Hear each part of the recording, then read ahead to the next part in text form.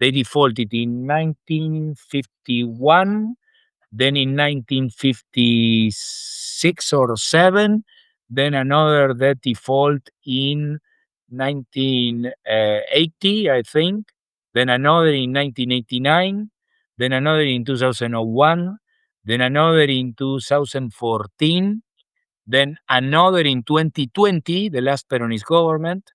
Buy my novel, Escape from the Village, from major booksellers online. Go to escapevillage.com. Subscribe to the Substack. Go to fountainheadforum.substack.com. Support the forum. Go to buymeacoffee.com/fountainheadforum. Thank you. Welcome to the Party Pal. At the time of this recording, Milei's labor law reforms had passed the Senate. They have since passed the House, so Javier Milei's labor reforms are now the law of the land in Argentina. Well, this is Fountainhead Forum 429, and now I'm talking to Agustin Almada and Max Marchi. We're going to talk about Javier Milei and his labor law reforms in Argentina. First time I've had two guys on. You're both economists, I believe, and we're going to talk about the history of the labor law. They made some nice charts and graphs, which hopefully we can show here. So how are you guys doing? I'm great, Chris. Fine, Thank you. Thank you for having us here. Yeah. Both of you guys in Buenos Aires right now, or? I am in western Argentina, close to the Andes, San Juan province, close to Mendoza. Oh yeah, and yes, I'm in Buenos Aires. What we call here, I'm a porteño, as we call it here. Yes. Yes, But I am from Buenos Aires. Aires. Your first place to go in Argentina is Buenos Aires. Your second place to go is Mendoza. So it's a lovely. If you like wine, it's a good suggestion.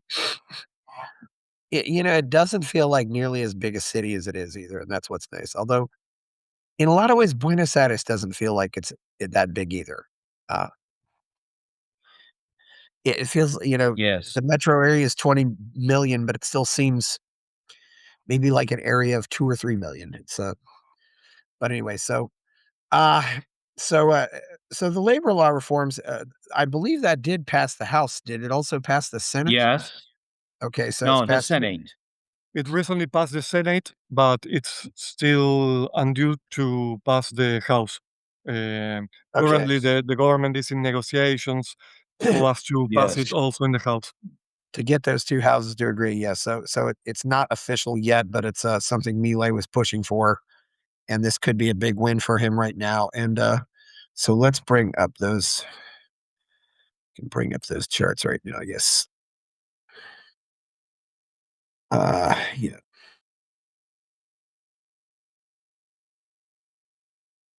Yes. So yeah. So this is the form. Yeah. So maybe we can, in the meanwhile, we can tell the audience that Argentina is a country that since the last 15 years, let's say, has been in total stagnation in terms of private sector jobs, formal jobs. yeah. And the only growth that has been recorded is located, let's say, in the public sector formal jobs, which have doubled during the last 15 years. And some more, it's not informal, but it's a self-employed category of jobs that many employers that are fearful of committing into a full-blown formal labor relationship with someone else, they are putting their employees in like self-employed, or maybe ask the employees to be in a self-employed category. And when I say employers are fearful of committing, because in Argentina, employing someone can be even more like a commitment and a long-term affair as marriage in many places. It's like an adoption of an employee. So very problematic. and that has its origins. We can say 80 years ago, maybe more, but 80 is a good number. I don't know if you want to go through the origin of the current situation and then discuss the the the, the well the, the actual situation. We certainly could go through the history of the current situation. I mean, it's just one Okay, unfortunate fact. When you make it harder to fire bad employees, it just means that employers become more reluctant to hire people, and they become a lot more totally. careful about who they hire. Just the same way if you make it harder to evict tenants, it's the property owners become more selective about who they rent to in the first place. Yeah, it's Yes, Yes, like Agustin said, and to put things in perspective, it's like the government was run by the most extreme version of Democrats for the last 15 years. So they imposed, and it's been a historic posture in Argentina, um, a number of laws for protection, labor laws that, as you said, Chris, it imposes barriers of entry and of exit in the labor market. So yeah, what really happened in the labor market? Actually, right now, currently, the total workforce in Argentina is approximately 21 million people or headcount.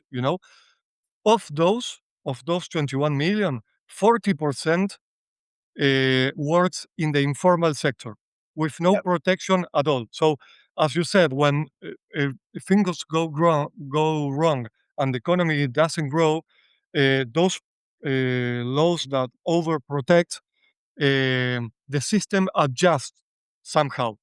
And it adjusted here in Argentina via more unemployment and an informal sector with no yes, protection at yeah, all. So 40%, 8 million people of the 21 are totally in the informal sector. That's a first thing to recognize. So as why is Milei pursuing this law? yeah, Uh, and then yes. there's Let me give a yeah, brief introduction. So we are talking about in a 47 million people inhabitants country, only 6 million are in a formal salaried labor relationship. Only yeah, 6 million out of 47. So we are talking about maybe if we get like 15%, 16% of the population is contributing to the system, while there are all maybe more than 20 million that are receiving paychecks from Social Security in different yeah, forms. yeah, How we get here? Well, in Argentina during the 1930s, fascism was popular. So they decided that they didn't want this classical liberal system and they wanted more like nationalistic policies or maybe socialistic policies. We had a 1930 coup that coincided with the 1929 financial crash. And then in the 1940s, during the Second World War, Argentina was being pressured by the US to enter the conflict. And at that time, the government was, of course, more aligned with Britain and also with the United States. So, in order to prevent Argentina joining the Allies, the Shermans asked some people in the military, especially in the army, to make a coup d'etat and depose the government and sit on top. And what they said is, we are not going to join the war in not in the Allied size, not in the Axis, but in fact they were sympathetic with the Axis, and then Colonel Domingo Perón later General Perón, he was in the labor. He created and then chaired the labor secretary, and in that secretary and in the course of that government, they had great inspiration from the Italian model of labor, Mussolini, and also, of course, Hitler. So they were more or less openly sympathetic with the Axis, but they decided not to join the war. And what they did was transform the classical liberal institutions Argentina had into the model of this corporatist fascist system. One of the institutions created was labor justice tribunals. The labor justice tribunals are tribunals that are specifically created to to address issues between employers and employees. And the idea was that employers, excuse me, like business owners, were in an exploitation relationship with workers.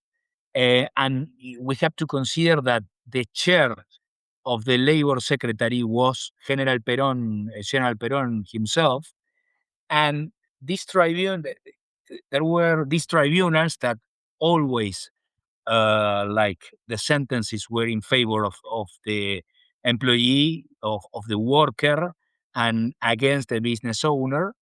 And there was there is also there was the introduction of a collective bargaining in labor relationships, where wages are set on a national level, not state level, not regional level, not company level, but if you are a worker, you are part of a union, labor union, that is national and that is state sanctioned.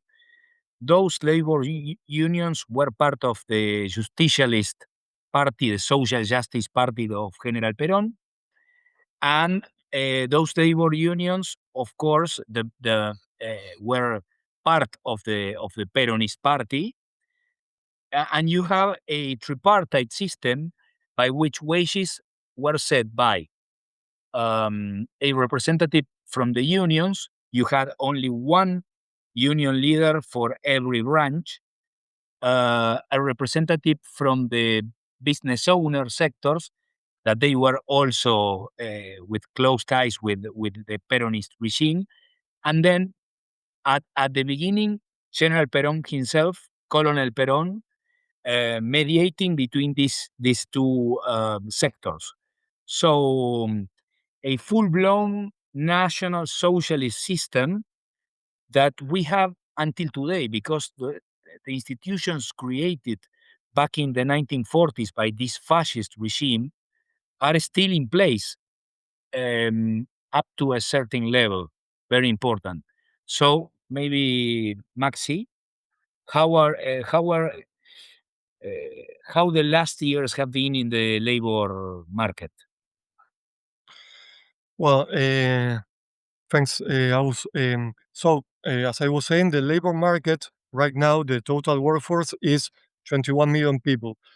Of those, as I said, 40% or 8.5 million work in the informal sector.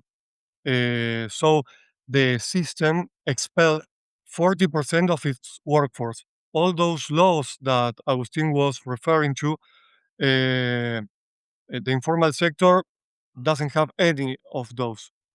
And that's just 40%.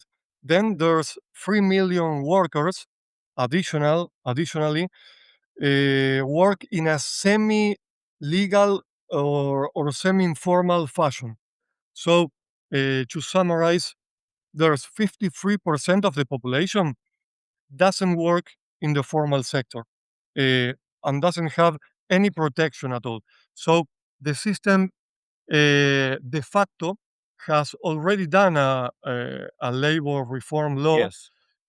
in the worst way possible. So, what is Milei trying to achieve right now? To formalize that population that right now is totally in the informal sector, so as uh, that is one of the goals. But the other goals, other important goals, are to drive efficiency, to reduce hiring costs, in order, to foster labor formalization, and also economic growth and economic investment. That's the context. Milei isn't doing this in a theoretical or merely ideological way. It's a diagnosis of a very hard problem in Argentina. As you said, Chris, initially, the labor market in Argentina is quite rigid and has many frictions. There's many barriers of entry and or exit, so it's stagnant and with a very profound informal sector. Um, so the goal here is to formalize and to make the labor market, as you said, more dynamic. I was reviewing some information about the U.S. labor market. It's quite interesting. I look up to that because right now unemployment in the U.S. is like 8 or 9 million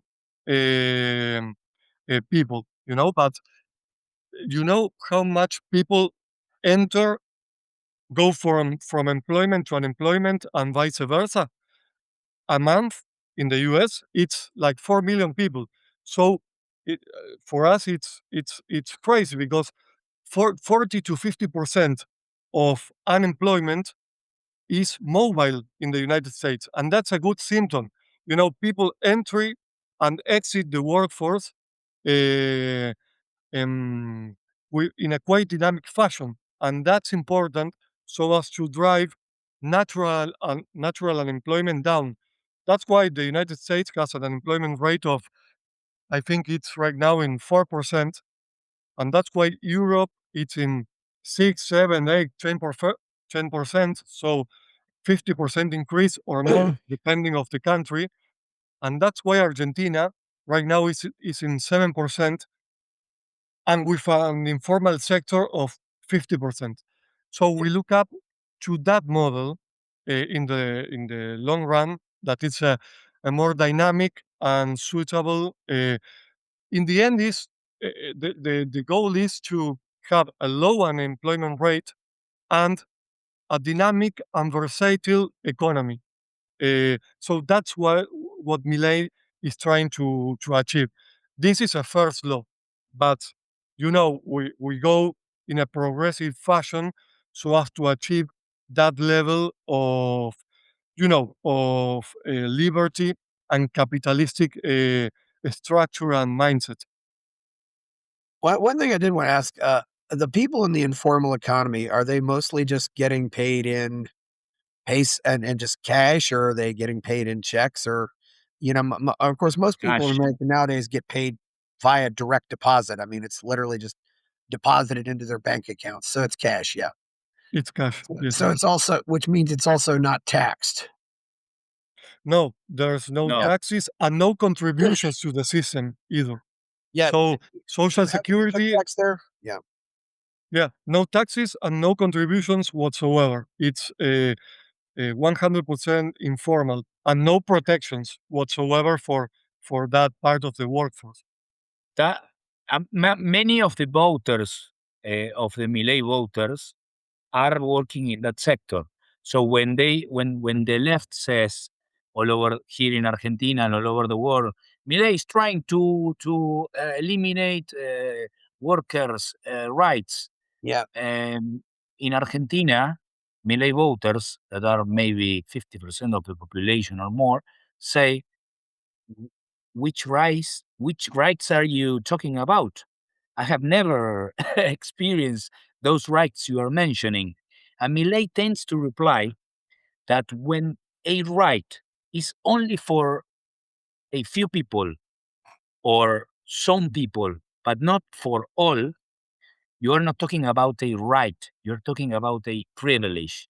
If you are talking about a state sanction right, that it doesn't entail the whole population, you're talking about privileges. So what Millet is trying to disentangle is a a very complicated fabric that was, as I said before, woven like some 80 years ago, and there are institutions, there are special jurisdictions. There is, for example, General Juan Perón. There is a like a Peronist party anthem. Maybe the Democrats or the Republicans in the U.S. have an anthem or a song that they use. Well, the Peronist anthem says combating capital. They were national socialists, and that ideology. Imagine if you are, I don't know, a judge in this social, excuse me, labor justice tribunals, and you are supposed to make justice, social justice in favor of workers. Your sentences will be always against employers. So in Argentina, an employer, you know that there is a principle by which you are not guilty until proven otherwise. So you are not guilty. Well, in Argentina, employers are guilty until proven otherwise. So you decide to employ someone in a formal fashion, and now you've got a problem, and you better pick the right person, because that employee can then say they need medical leave, like for months. They get paid the same if they are in on medical leave.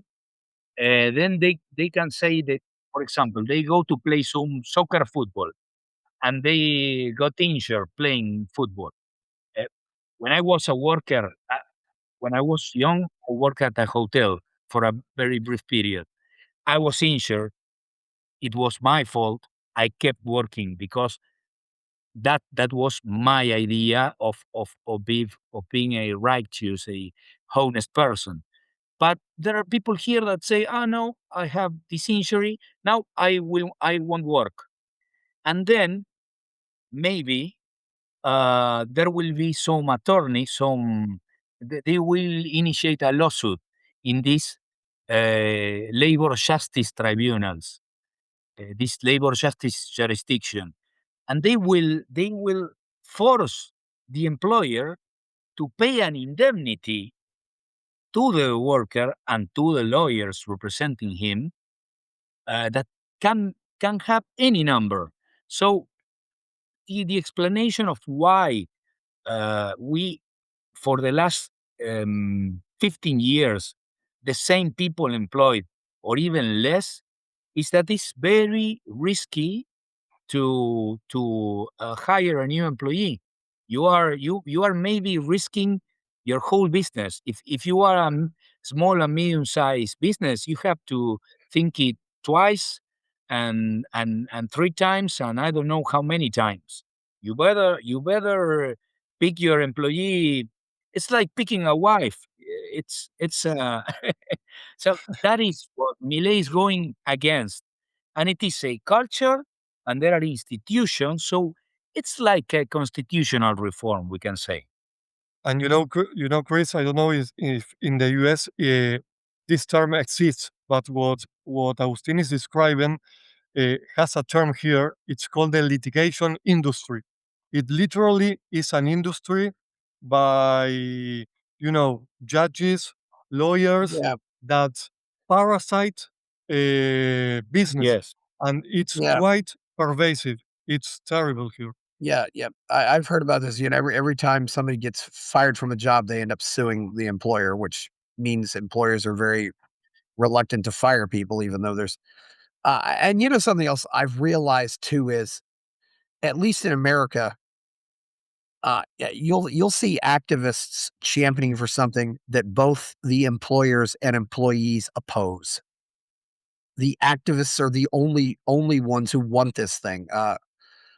That there was an example of a minimum wage law that passed in our capital, Washington D.C. That would Mm. apply the minimum wage laws to servers in restaurants. The servers were opposed to it. The restaurant owners were opposed to it. But all of these do-gooder activists thought it was noble, and so they ignored both sides. It's Yes. I mean, it's like That's a great precedent.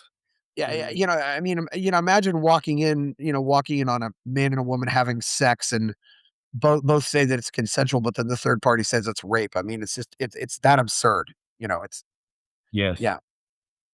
So our message to America is, do not hear the calls, the song of the sirens that tell you that social justice and labor force protection is necessary and it will be good for all. It may be good for a very brief period, and then the misery of socialism will ensue, and you will be totally out of social protection. Nobody will be willing to hire you. You will have mass unemployment or totally informal unemployment, and a system that is very hypocritical, because this in Argentina is not new. It's not a Milei thing. It has been going on for decades. But there are powerful people that profit from this situation. And they know they can parasite big business. Then small business, who knows? We do not care.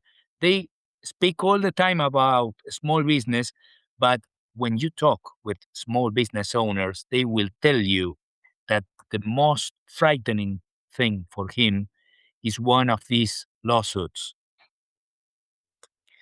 Yeah. They Yes, they can go uh, bankrupt.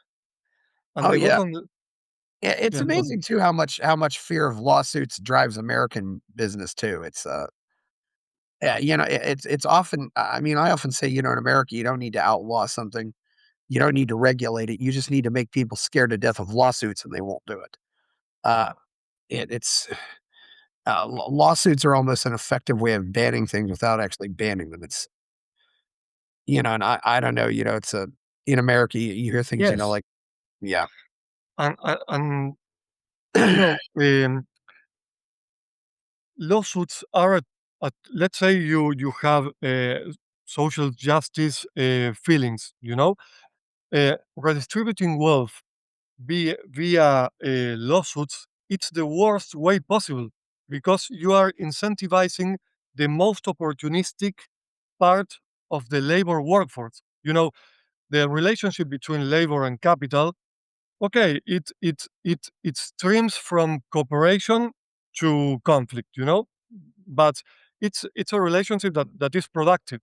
It generates wealth, Yes. it generates valor, but the workforce that should have good salaries and good remuneration are those that spend more effort and or maximize Proactive. the value of the company, not those opportunistic types of people. If you try to redistribute wealth via the law, via judges or lawsuits, it's totally inefficient. There are more efficient ways to redistribute wealth, a direct transfer or other ways. So I think the litigation industry is particularly pervasive and damaging to economic growth, economic prosperity, and incentives. For me, it's terrible. So it's a very good framework here that Milei is proposing to really destroy this litigation industry.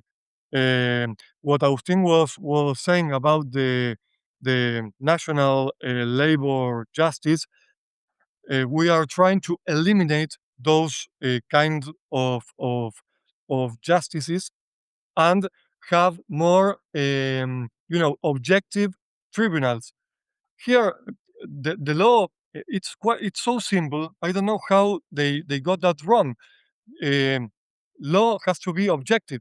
It's not a way to redistribute wealth or have some kind of ideology. They have to analyze the case and favor the one that has who is right. It's very direct. Here, it's all distorted. So it's Yes, very good the to the destroy basic this. idea. Yeah. Lawsuits, The, lawsuits are hard because I think they're so unpredictable and just people. You just basically make people afraid to act. Yes. You know, well, I'm thinking we maybe are really suffering from that. But the general idea is to decriminalize the act of hiring a worker. Yeah.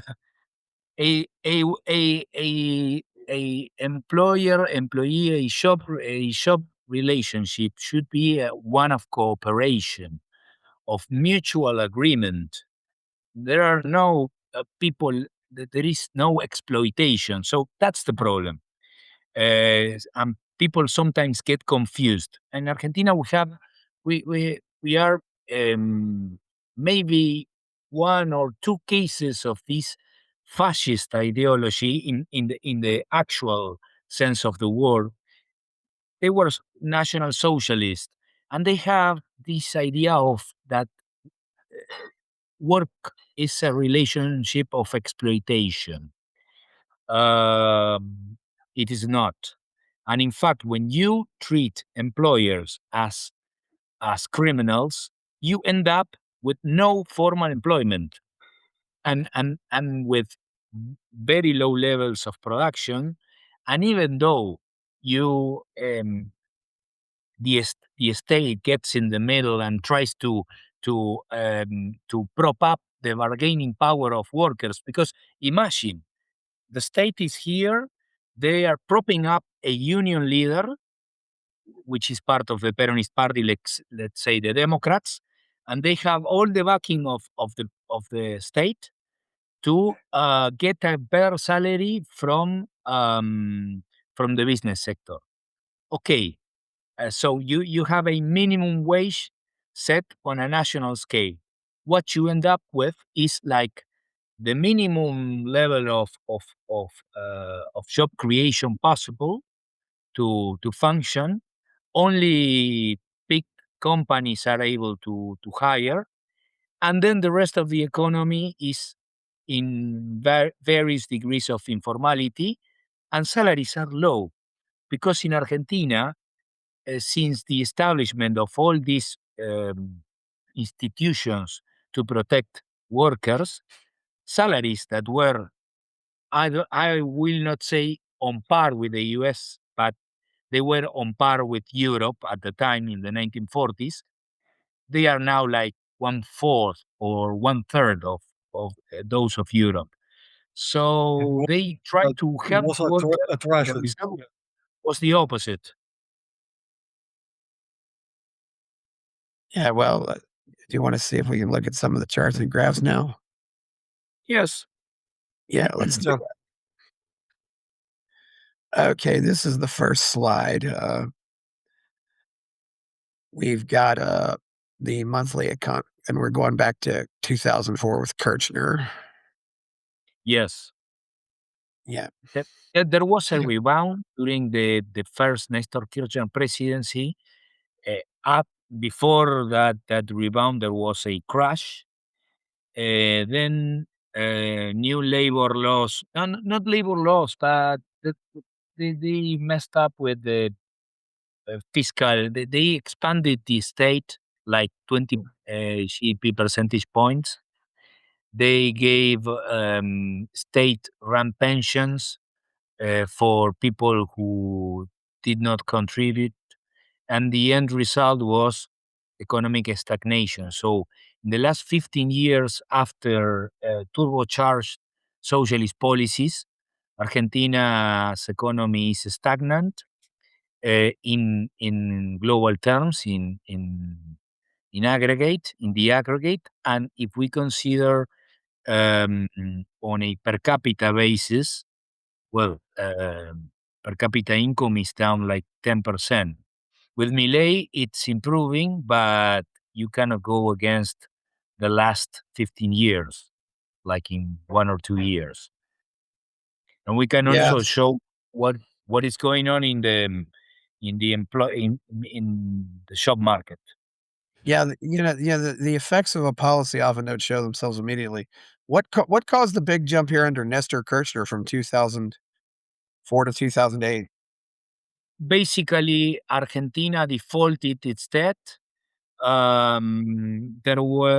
There was also a peg with the U.S. dollar, but as the Argentina was running a fiscal deficit, uh, that is what Yeah, provoked the debt default. Then the currency, the peso was devalued um, to a third of its value. There was massive unemployment, so there was like the 10 cat pounds. There were also commodities prices boom, not only in Argentina, but after a few years of socialist policies and of expansion of state weight or state participation in GDP, the economy went into stagflation because we had a stagnation and growing inflation, and that yeah, is what is trying to turn around. yeah, stagflation. Yeah, it's funny. Stagflation really didn't exist before the 1970s. I assume this dip here in around 2020 was due to coronavirus policies. Yes. Yes. Yep. But Like, the outline here is yeah, sorry. virus. No, yeah, Yeah, and the US is not an American like you, Chris. You're not accustomed to seeing this. O sea, the American economy, it has its problems, but it grows in tendency. So to have from 2011 to today, no economic growth at all, it's really a tragedy because, as Agustin said, population growth is still going. So if you are stagnant, you are impoverishing mhm. yourself. It's really a terrible situation, Oh and yeah, it's long overdue. It's 15 years Yes. of no economic growth. It's a tragedy. So yeah, people opposing Milei's policies are those that made this, are the ones who proposed the policies that made the country stagnant for so many years. yeah. Yes, and this chart I think explains why Milei got elected. Yeah, Exactly. 15 years of economic stagnation um, are something that sometimes make population react, societies react. and in 2004, how many pesos did it take to buy a dollar back then? 3. Two, three. In 2001, it was 1 peso, $1. Yeah, Then in 2004, 3 pesos for each dollar, and now it's at the end well of the over a last thousand. At the thousands, every yes. 1,000. Yes. So if you Yeah, think the evaluation it's a solution, think twice. yeah. Was 2004 the last time you all defaulted on the debt or? No, Argentina is the champion of defaults. Also Yeah, in football. In soccer football, we are also champions, but no, Argentina since Juan Domingo Perón, the fascist general that made that coup in 1943, they started these socialistic, national socialistic policies. They defaulted in 1951, then in 1956 or 7, then another debt default in 1980, I think, then another in 1989, then another in 2001, then another in 2014, then another in 2020, the last Peronist government. They they they they closed down the economy. They quarantined the whole economy and decided to default government bonds. Of course. yeah. This Chris, is And to his credit, this is one thing, there are even some free market economists saying Milei should default again with it. And people say, no, he can't, because you have to build up credibility. And if you keep defaulting on debts, nobody's going to trust you. So let's go to the next slide. Yeah. Workers You're paying social nailing it. I want to add to what you're saying, just to point out, people have to take into account that Milei is not only trying to revive an hyperinflation stagnant economy.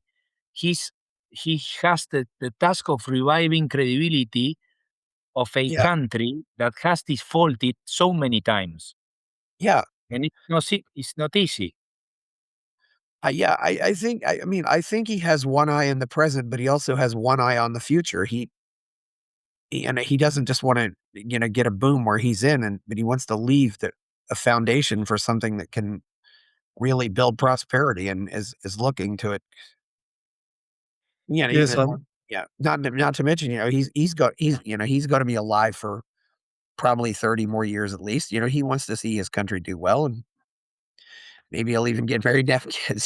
So uh, and but that makes it harder for him as well. As you said, Chris, if a country has no credibility yeah, for 80 years, macroeconomic stabilization is so much harder because no one believes you. For the yes, last 80 years, you have been irresponsible in fiscal terms, in monetary terms, so no one believes you internally and externally.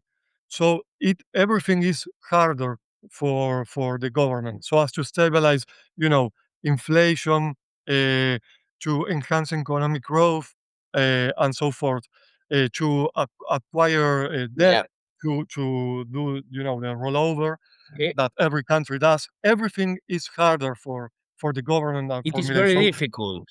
yes, And if the main opposition party is promising to do the same that has bankrupted the country for 80 years, and so any time that Milei loses an election, provincial or so, the, the market shake, the the market risk. shakes like there is an earthquake, because there is a constant risk. And let me tell you, the rest of the political spectrum, they are not hardcore libertarians.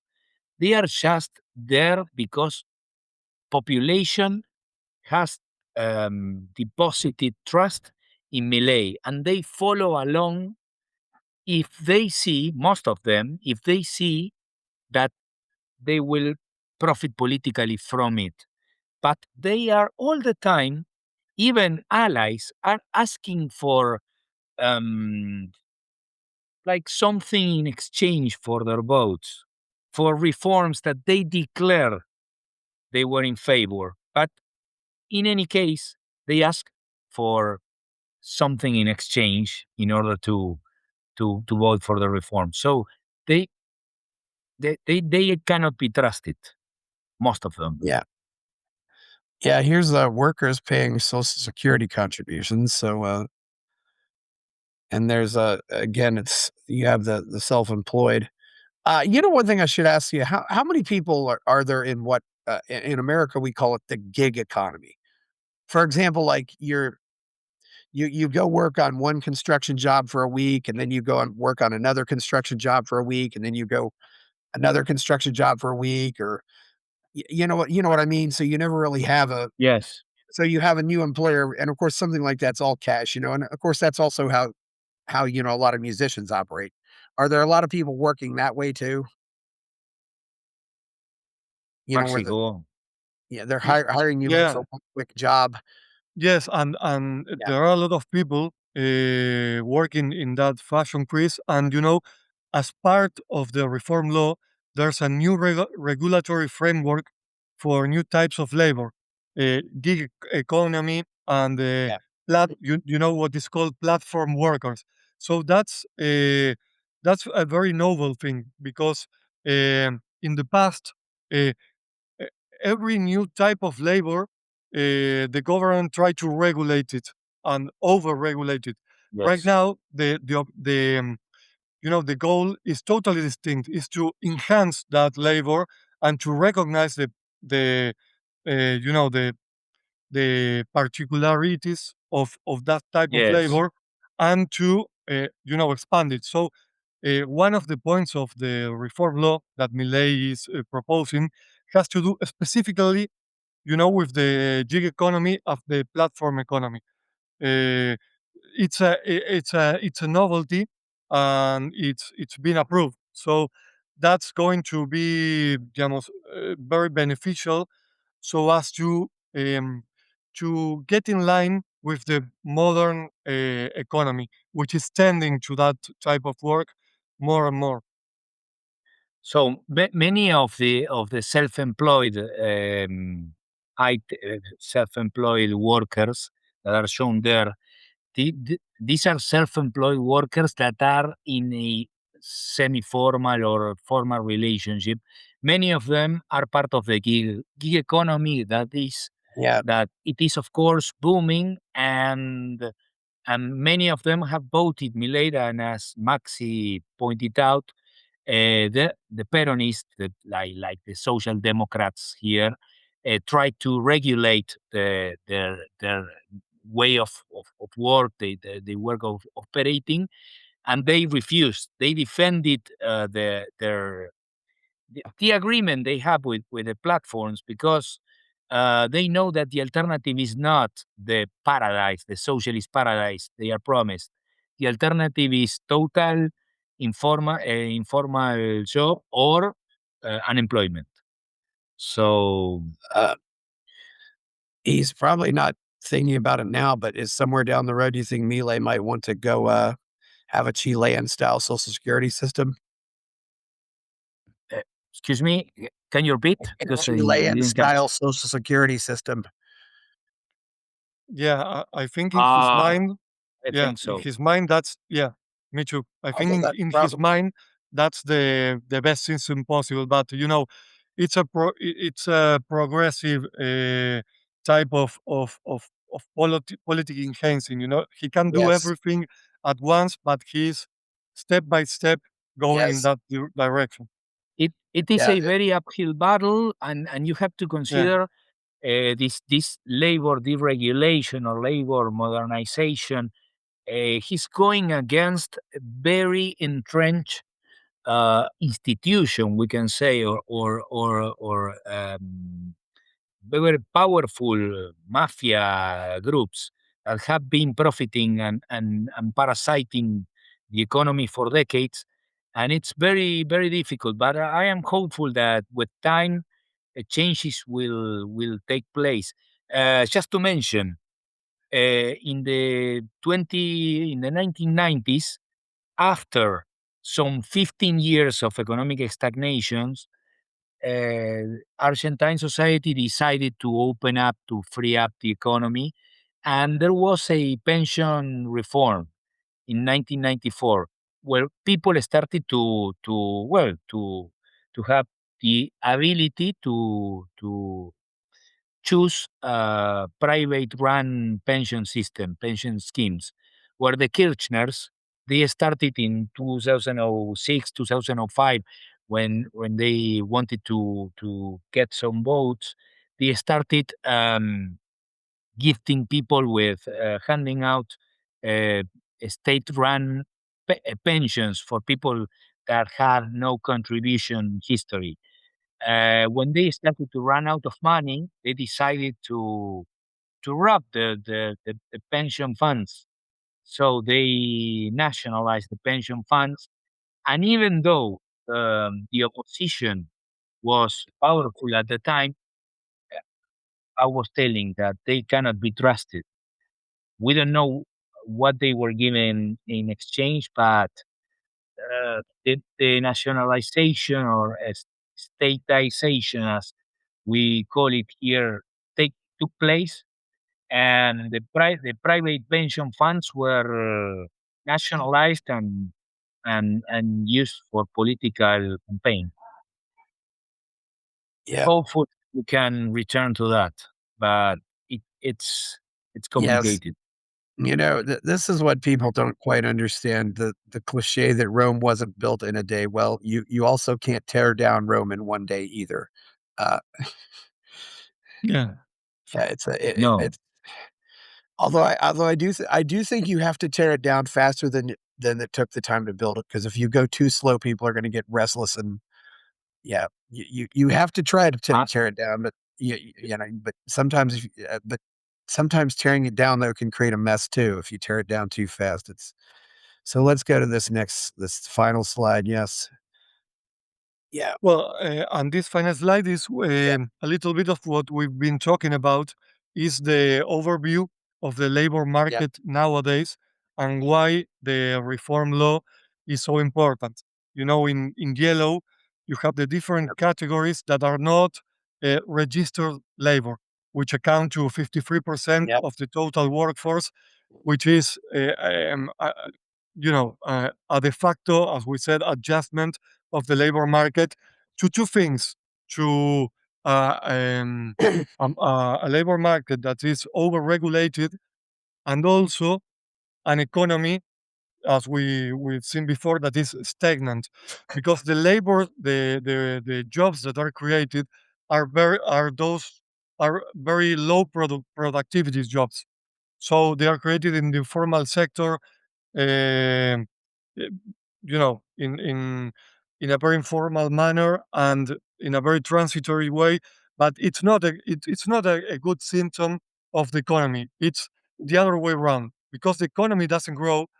The little jobs that are created are very low productivity and in the informal sector. So here we are trying to, what Milei is trying to do, and the government is to enhance economic growth and to have a more dynamic labor market.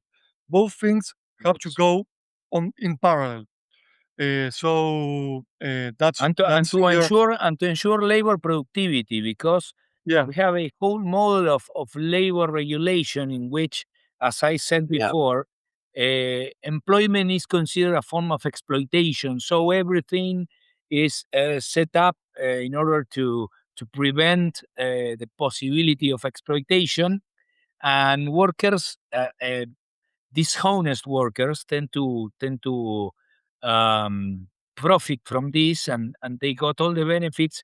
They do not work; they get paid the same as the real workers. So the idea is that people who are really producing and adding value are paid more than those that want to be just parasites.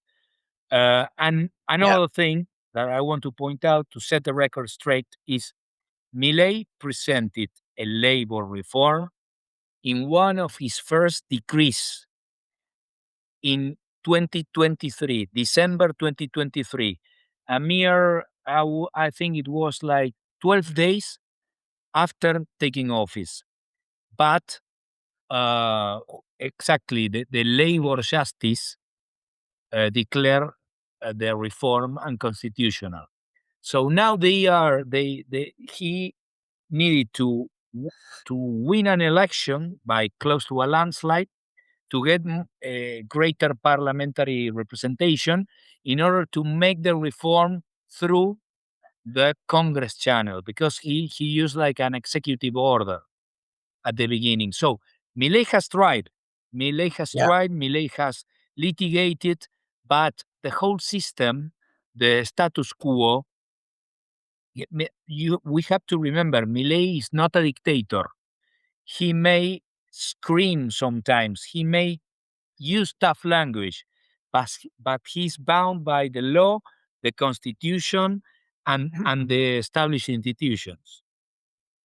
Yeah, exactly. One thing is, how many people are there that might be collecting some type of public assistance and working in the informal economy? It's very normal. In fact, that was the whole. So the Peronist government, if you were getting social insurance, some welfare programs, you were expected not to get a formal job. Yeah. If you got a formal job, all your welfare was pulled down. it incentivized that's informal horrible sector. incentive. Yeah. Horrible incentive. But they had no problem with that because they prefer people who were dependent on state welfare because they can bribe them to get their votes when the elections come. Yeah, and and of course, in some cases, those things are by design. I mean, I think if you're in, I think if you spend 20 years in the American military, you get a pension, and of course, a lot of those people get their military pensions, but then they go out and do a regular job, but they earned that. So yeah, so it's very yeah. So and of course, this is only past the Senate, so we don't know how much this is going to go. Yeah, I mean, Milei is still only has, but he has a pretty friendly Congress now, which is something he did not have in the first 2 years, and in some ways, it's kind of amazing that he survived it all, but yes, he did. So that's the important reality. It's so yes, because he was a This total is the outsider. year. Yeah, This is the You know, year in which Milei needs to pass some reforms. So Milei, the government is taking a pragmatic approach. Some reform is better than no reform, both in terms of practical impact, empirical impact, and also as a symbolic victory.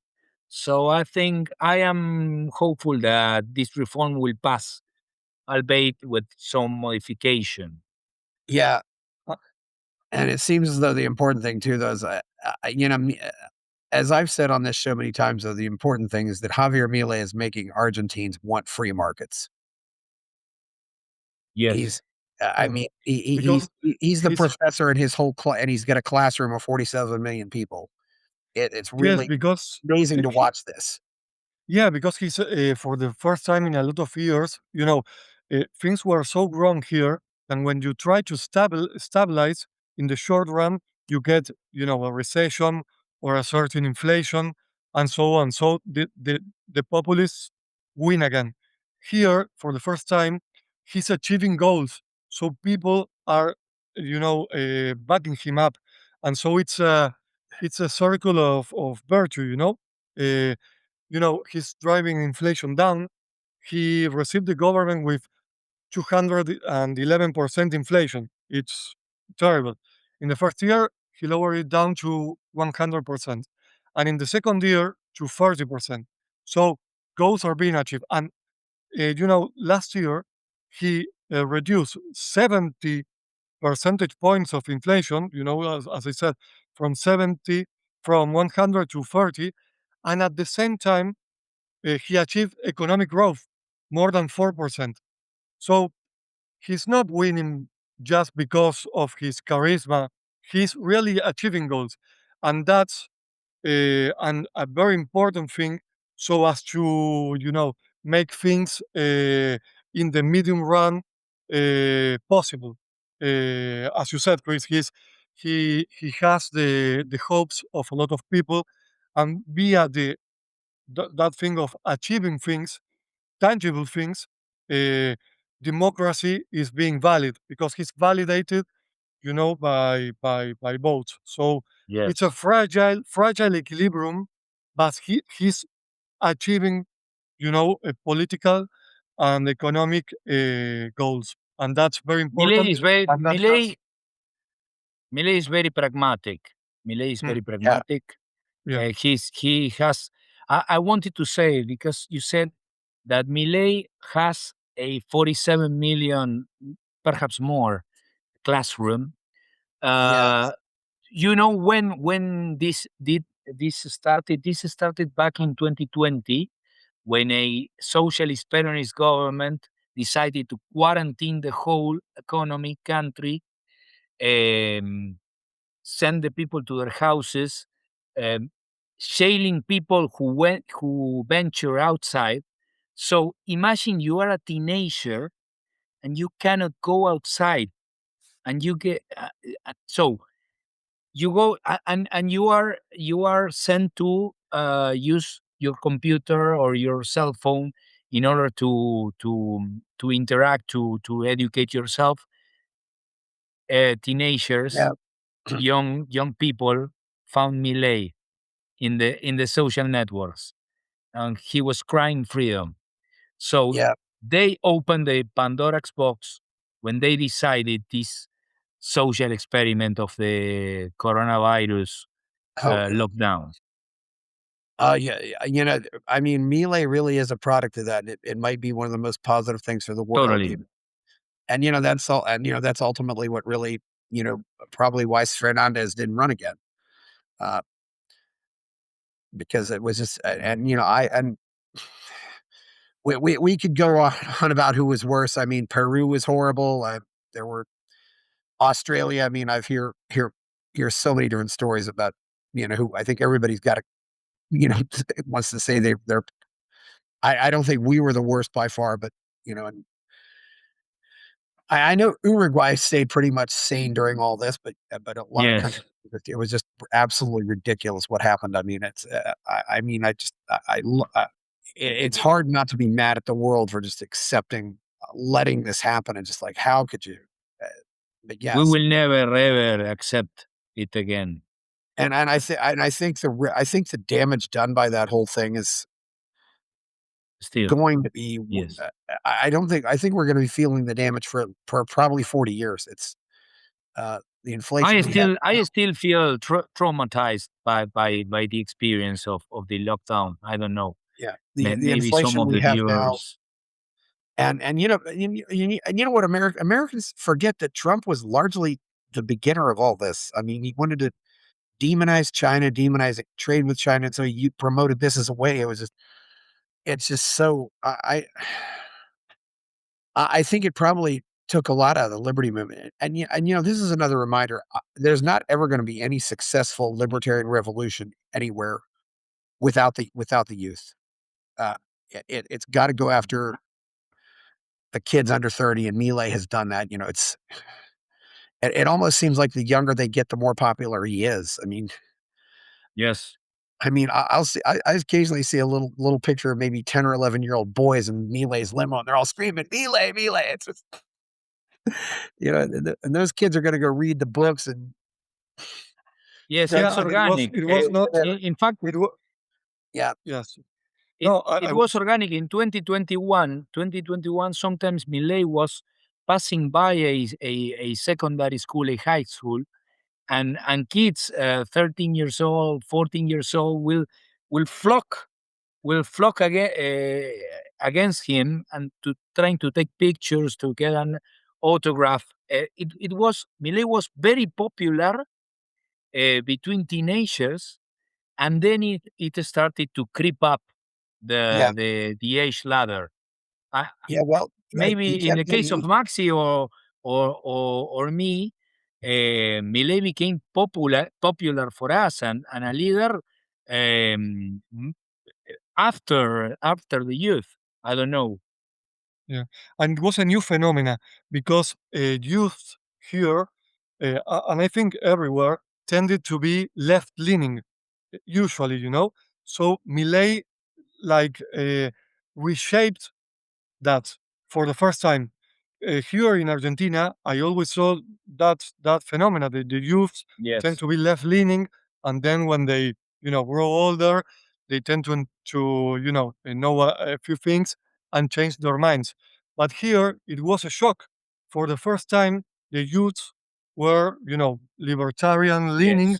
and it was like Agustin said, a shock, a social and political movement that started changing things. But it started, as you said, Chris, from the youth. But Yes. we have to give Well, Millet credit for that because it was him, his charisma, his way of expressing things, and the things he was expressing that He got the changed so ideas many right. lives. Right. He got So the ideas he right was in the right so time. far so far to the right, so far to the freedom side that Mm. at some point I said no, this guy is off the charts. So I can agree Yeah, with him, but perhaps the way in which he's battling, I thought he was like a clown, and I thought he was being used, and perhaps leftists sent him to the TV studios, like to make mockery of libertarianism, but Like he a ended up stereotype, winning yeah. all over. Every For me, It for me, it it backfired. was a Pandora's box. But yeah, they really went off the charts when they decided to lock down the youth. Like, imagine you are a left leaning teenager, but then the government says stay in your house for eternity. I don't know, maybe 2 years, maybe everything will be through the screen. And then you find this guy, this crazy hair guy, that says freedom, it's not only economic freedom. Freedom is the ability to decide your destiny. And Milei took part in the resistance against the lockdown. I did too. I participated in marches in which you could get into jail if they catch you. But I am confessing a crime here. yes, I used I used I was carrying bags, like I was going to the shop, and when a policeman asked, "Oh no, I'm going to buy groceries." To buying groceries is permitted, yes, so I am not committing a crime. And then we gather like in the obelisk in central Buenos Aires to protest, and there was some police friction. yes, But yeah, also they understood that they couldn't jail us all because it will make things worse. So that was yeah. the idea. I I think a lot of the police officers said, "Look, I know I have people who are impacted by this too." It's and I Mm. just I just thought again, what kind of libertarian am I if I'm not willing at least to risk getting arrested for protesting? Certainly out there once it was all so ridiculous. And, I and as I've tried to explain to people, it's better to get people who don't have any political beliefs than try to, get people who've been had the wrong political beliefs for 10 years and then you try to correct them. And so that's why I think it's a mistake it's a huge mistake to assume that the youth is just going to be a bunch of socialists. I think we allowed that to happen, and it's and I think a lot of the personal qualities of Milei are what's made him successful. I said we need more economists who are also lead singers of Rolling Stone cover bands, and Mick Yeah, Yes. Jagger wants to meet and him now. yeah, and Chris, I think we talked before entering the show about the Roman Empire, the Roman Republic. Yeah, I think that the Roman success of the Roman Republic was that that trade-off between tradition, the conservative faction, and reform. yes, And reform has always been associated by the youth with the left, but for the first time now reform is associated not subjectively but objectively with libertarian economic policies because yep, truly right now Argentina we are reforming in a libertarian manner. So tradition, conservatism right now in the wrong way is held by populists and this kind of people, and we are trying to reform what is wrong, like we're talking labor law and so on. But I think that's another explanation of why the youth are now more libertarian. We are now the Reformation. We are trying to yeah, make things better. So I thought about that because you said, uh, what kind of libertarian am I if I don't, risk to go to jail? We are now reform. We are rebellion, and that's a new thing, and it's magical. yeah. If it does seem like a rebellion, just yeah, it's Yeah, really it really is amazing. I hope that I love watching it happen, and and as I say, I said we're not classical liberals, we're rock star liberals, yeah, which sounds a lot better and a lot cooler because you use a term like classical liberal, you're basically saying, "Oh, I'm a has been. I used to be popular, but Yes. I'm not popular anymore." Now you're saying, "Yes, I'm a exactly. rock star. Everybody loves me." Well, it's been a. I don't know if there's anything else left for you guys to say at this point. It's No, been great I talking to think you all. Yeah. we can wrap it up. Yeah, Just yes. try not to get distracted by the song siren. The left will promise you paradise, but you will end up in hell. In hell. Yeah, we'll see. Yeah, it's going to be amazing to watch what happens. And and people are listening to Milei in the other countries too. I mean, they're buying his books. They're listening to his speeches. I mean, he's really, I think, having a huge impact in a lot of the Spanish-speaking world.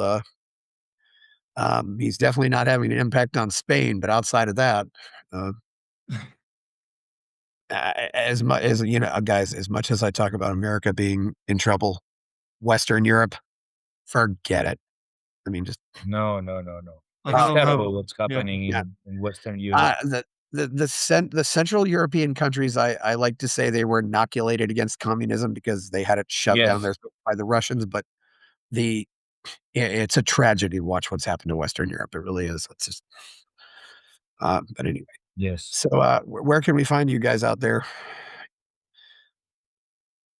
You're just on Twitter. You can find me in Twitter as Almada 1982. It's not easy. Almada 1982. That's my Twitter handle or X handle. I guess you gave away your age too. So yeah, 1982. Yes, And 43. Now, if you want, you can find me on Instagram. My name Max with Maxi, lowercase. My surname Marchi. That way you can find me. Well, please like this show, subscribe to the channel, turn on notifications, check out my Substack, go buy my novel Escape from the Village.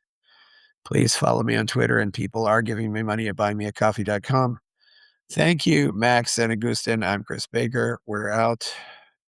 Buy my novel, Escape from the Village, from major booksellers online. Go to escapevillage.com. Subscribe to the Substack. Go to fountainheadforum.substack.com. Support the forum. Go to buymeacoffee.com/fountainheadforum. Thank you.